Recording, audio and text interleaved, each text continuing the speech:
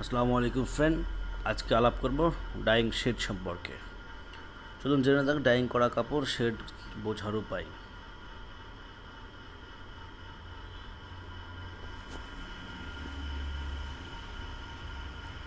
দেখবেন colour deep নাকি light, আর deep হলে কত পার্সেন্ট ডিপ, 4 থেকে 5% ডিপ চলে, তবে টোন ঠিক থাকতে হবে। স্ট্যান্ডার্ড এর তুলনায় ডার্কার নাকি লাইটার শেড গ্রহণযোগ্য না, তবে ফিনিশিংয়ে 5 থেকে 6% শেড ইমপ্রুভ বা ডিপ করা যায়।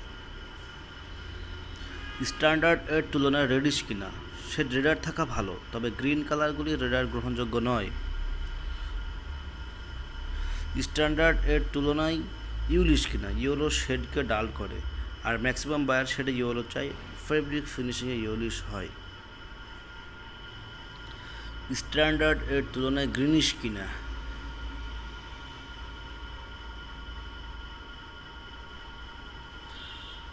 শেড ডাইং শেড চেক করা লাইট সোর্স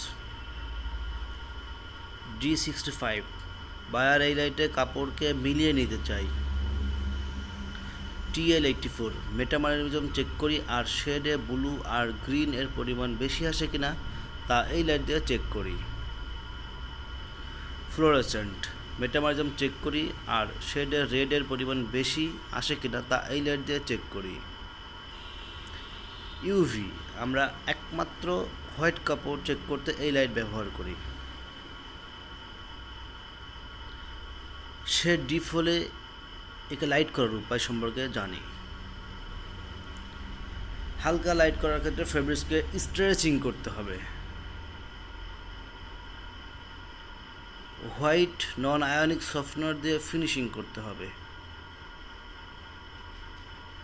স্টিম দিয়ে হাই প্রেশারে কম্প্যাক্টিং করতে হবে।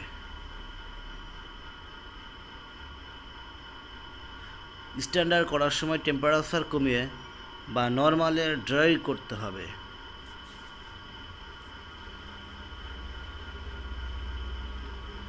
ডিপ কালারের ফেব্রিক হলে প্যাডার প্রেশার বাড়িয়ে রাখতে হবে, আর লাইট বা হোয়াইট জাতীয় হলে প্যাডার প্রেশার কমিয়ে রাখতে হবে। ধন্যবাদ বন্ধুরা, ভালো থাকবেন। Please subscribe my channel the textile practical knowledge.